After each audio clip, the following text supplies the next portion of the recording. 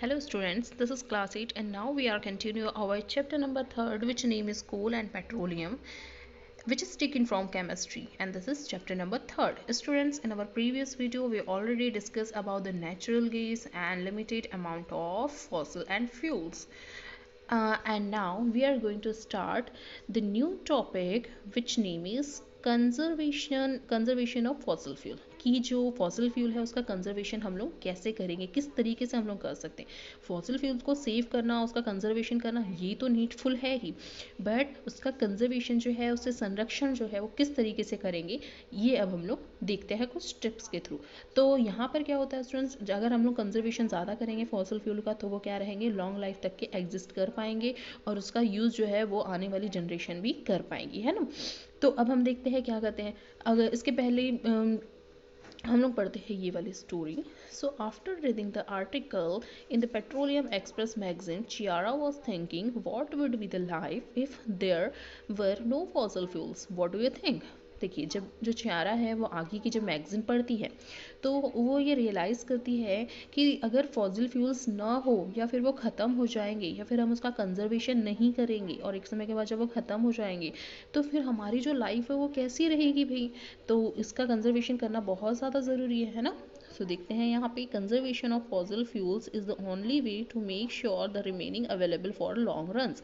तो कंजर्वेशन ही एक ऐसा ऑप्शन है हमारे लिए जिससे हम लोग जो फॉसिल फ्यूल्स है उसका लॉन्ग टाइम तक के क्या कर सकते हैं, यूज़ कर सकते हैं, उसे चला सकते हैं. The conservation of fossil fuels can be done by sustainable use of the existing resources. तो इसका यूज़ मतलब इसके अल्टरनेट में भी हम लोग इसका यूज़ करके इस फॉसिल फ्यूल को क्या कर सकते हैं, ख़त्म होने से बचा सकते हैं. तो कुछ टिप्स यहाँ पे दी गई हैं, जैसे कि आउटसाइड द हाउस, मतलब कि जब हम लोग घर के बाहर हैं तो हम लोग को जो फॉसिल फ्यूल्स लगते हैं, जो पेट्रोलियम एंड ऑल दैट, तो उसको हम लोग कैसे सेव कर सकेंगे, कार पोलिंग के थ्रू. यानी कि आप कार को पोलिंग कर दीजिए और आप लोग using public transport as much as possible. तो हम लोग को कार, अपनी एक पर्सनल कार के बजाय पब्लिक ट्रांसपोर्ट यूज़ करना चाहिए.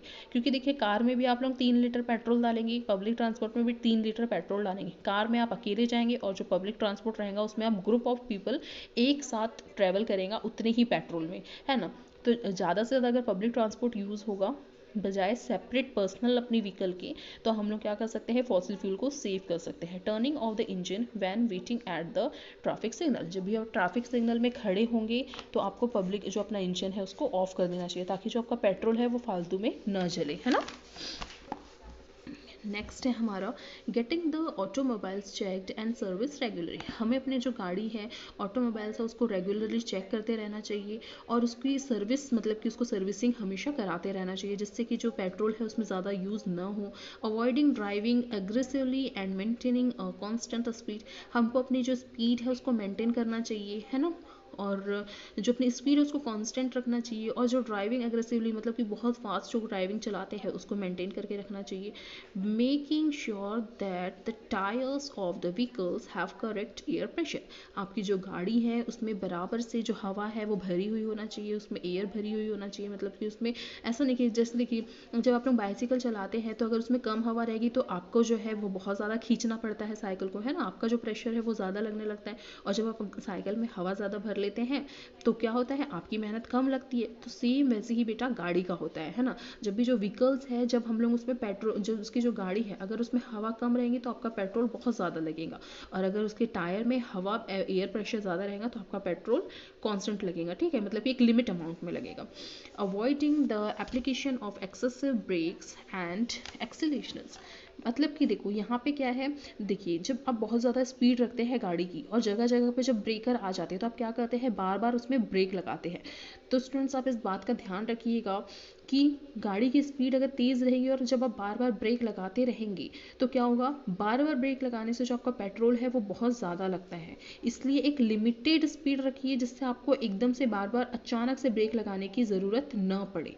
तो इस बात को आप लोग ध्यान रखिए. इस तरीके से भी हम लोग जो अपना पेट्रोल है गाड़ी का उसको लंबा चला सकते हैं. अब हम लोग कुछ टिप्स देखते हैं इनसाइड द हाउस. ये जो टिप्स अभी हम लोग ने पढ़ी थी वो आउटसाइड द हाउस थी, मतलब कि घर के बाहर में यूज़ होने वाली.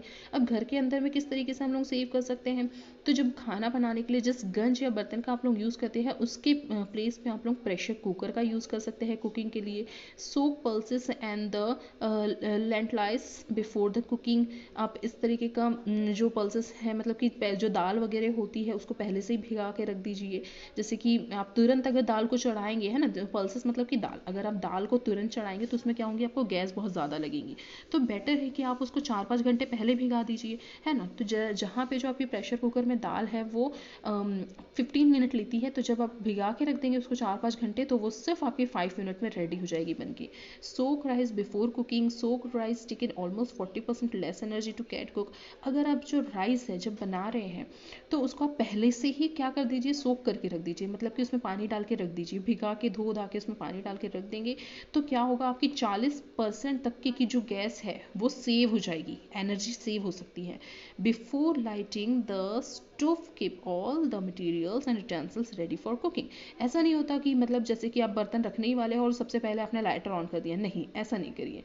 आप क्या करिए, यूटेंसिल जो आप गैस में रखना है उसको रेडी कर लीजिए और फिर उसके बाद जो लाइटर है उसको ऑन कर दीजिए। तो ऐसा करते करते आपको लगेगा भाई इतने से देर में हम क्या गैस बचा लेंगे, लेकिन अगर इतना 1-1% बूंद बूंद करके बेटा घड़ा भरता है ना, तो ऐसे ही बूंद बूंद करके ही हम लोग अपनी गैस को सेव कर सकते हैं। ये हमारी फॉसिल फ्यूल को सेव करने का एक तरीका है। कभी कभी ऐसा होता है ना कि हम लोग जल्दबाजी में पहले गैस ऑन कर देते हैं, फिर गंज ढूंढ रहे, भाई अरे ये वाला गंज यहाँ पे चढ़ाना है, पानी नहीं है, गंज खाली रख दिया, फिर चाय चढ़ाना है, फिर दूध फ्रीज में से निकाल रहे, ऐसा नहीं। आप पहले पूरा चाय का गंज रेडी कर लीजिए, ठीक है, उसके बाद आप उसमें गैस में चढ़ाइए, ठीक, डन। तो इस तरीके से हम लोग अपनी गैस को सेव कर सकते हैं। Always keep the cooking utensils cover while you cooking. तो जब भी आप लोग खाना बना रहे हैं तो उसको कवर करके रखिए, जिससे कि जो अंदर में गर्म एयर बन रही है, टेम्परेचर बढ़ रहा है, वो बाहर ना निकल जाए। इससे क्या होगा कि आपका खाना भी जल्दी बनेगा और आपकी गैस भी सेव होगी। Use the correct size of utensils for cooking. ऐसा नहीं होना चाहिए कि आपको चावल या फिर जो भी फूड है वो बहुत थोड़ा कम क्वांटिटी में बनाना है और जो आपका यूटेंसिल है, जो बर्तन है, वो बहुत बड़ा है। अब बर्तन बड़ा रहेगा तो उसको गर्म होने में टाइम लगेगा, तो इस तरीके से क्या होगा कि आपकी जो गैस है वो भी वेस्ट होगी। तो करेक्ट साइज़ का बर्तन ले जितना आपको कुक करना है। Use solar cooker heater it's if possible. अगर पॉसिबल हो तो सोलर कुकर या हीटर का यूज़ कीजिएगा। Save electricity by using compact fluorescent lamp यानी कि CFLS। तो आप लोग ज़्यादा से ज़्यादा CFLS का यूज़ करिए या फिर लाइट इमिटिंग डायोड्स यानी कि LEDs का यूज़ कीजिएगा, जिससे जो आपकी इलेक्ट्रिसिटीज़ है वो सेव हो सके। तो इस तरीके से जो गवर्नमेंट है इन्होंने हमारे लिए काफ़ी सारे ऐसे ट्रांसपोर्टेशन या फिर जो घर की एनर्जी के लिए जो लाइट्स वगैरह होती है, ऐसे काफ़ी सारी चीज़ें हम लोग को दी हुई है, काफ़ी सारी फैसिलिटीज़ है, आप लोग इसका लाभ उठाइए, है ना। काफ़ी सारे ऐसे जब से जो हमारे PMI मोदी जी, तो इन्होंने भी काफ़ी सारे ऐसे बल्ब वगैरह निकाले थे जो क्या हो, सोलार से क्या हो, चार्ज हो जाए और आपको इलेक्ट्रिसिटी की ज़रूरत ना पड़े। हाँ, ये एक बात है कि वो कॉस्टली आते हैं, बट कहीं ना कहीं इससे हम लोग अपनी बिजली को सेव कर सकते हैं। एक बार आप कॉस्ट उसमें ज़्यादा दीजिए तो हम अपनी इलेक्ट्रिसिटी को इसमें क्या कर सकते हैं, सेव कर सकते हैं। और ये मतलब काफ़ी लंबे टाइम तक के भी चलते हैं, जो रेगुलर हम लोग बल्ब या फिर जो लाइट है वो यूज़ करते हैं उसके कंपेयर में। The other way to conserve fossil fuels to gradually shift to the non-conventional source of energy such as solar energy। तो इस तरीके से हम लोग नॉन कन्वेंशनल सोर्स का भी यूज़ करके क्या कर सकते हैं, अपने जो सोलार एनर्जी है उसका यूज़ करके भी हम लोग फॉसिल फ्यूल्स को सेव कर सकते हैं। Using solar cooker to cook food instead of using LPG। यहाँ पे हम लोग सोलर कुकर का यूज़ करके जो LPG जो गैस है जिसका यूज़ हम लोग करते हैं उससे सेव किया जा सकता है ना। क्योंकि जो सनलाइट है वो तो हमें लॉन्ग लाइफ तक की मिलती ही रहेंगी, वो तो कम नहीं हो रही है, तो क्यों ना उसका हम लोग ज़्यादा से ज़्यादा फ़ायदा उठाएं और अपने जो फॉसिल फ्यूल्स है अपने आगे आने वाली जनरेशन के लिए उसको सेव कर सकें। अगर हमारे पास ये ऑप्शन है, अल्टरनेट ऑप्शन है हमारे पास कि हम लोग इसके बजाय इसका यूज़ कर सकते हैं, है ना, तो हम लोग इसका ही यूज़ करेंगे। Done students. इसके बाद हम लोग देखते हैं, in order to save electricity at home, switch to LED or CFL bulbs over the incredible bulb. तो इस तरीके से जो नॉर्मल इलेक्ट्रिसिटी वाले बल्ब होते हैं उसके बजाय अगर हम लोग CFL या फिर LED का यूज़ करते हैं तो कहीं ना कहीं इससे भी हम लोग अपनी जो इलेक्ट्रिसिटी है उसको क्या कर सकते हैं, सेव कर सकते हैं। तो स्टूडेंट्स, इस चैप्टर में हम लोग ने काफ़ी सारी चीज़ें पढ़ी, काफ़ी सारी चीज़ें देखी कि जो कोल है वो कहाँ से आता है, टाइप्स ऑफ कोल्स हम लोग ने देखा, फिर पेट्रोलियम के बारे में देखा, फॉर्म ऑफ पेट्रोलियम्स देखे, पेट्रोलियम से जो प्रोडक्ट बनते हैं वो हम लोग ने देखा। देन ये सब देखने के बाद हम लोग हमको ये बताया गया इस चैप्टर में कि जो फॉसिल फ्यूल्स है उसको हम लोग कैसे सेव कर सकते हैं, किस तरीके से हम लोग मेंटेन कर सकते हैं। आउटडोर में जब आप लोग जा रहे हैं, घर के बाहर जा रहे हैं, तो किस तरीके से आप लोग फॉसिल फ्यूल को सेव करेंगे। देन जब घर के अंदर है तो कितनी अच्छी अच्छी इसमें टिप्स दी गई हैं। तो रियली ये जो लेसन है इसका देने का इंटेंशन ही ये था कि आप लोग फॉसिल फ्यूल कहाँ से फॉर्म होता है ये तो सीखे ही, साथ इसको हम लोग कैसे कन्वेंशन कर सकते हैं, कंजर्वेशन का कर सकते हैं, ये भी आप लोग सीखे। तो बेटा हर लेसन हमको कुछ ना कुछ सिखाता है और इस लेसन से भी हमको काफ़ी कुछ सीखने के लिए मिला है।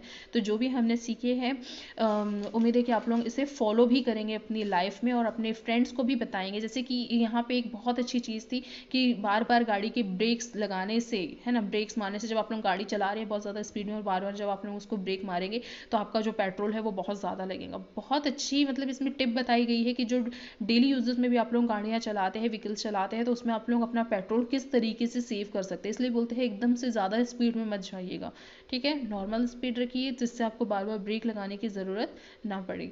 सो स्टूडेंट्स यहाँ पे होता है हमारा ये chapter complete. I will provide the questions of let's try 2 and see you soon with the next chapter of this your subject.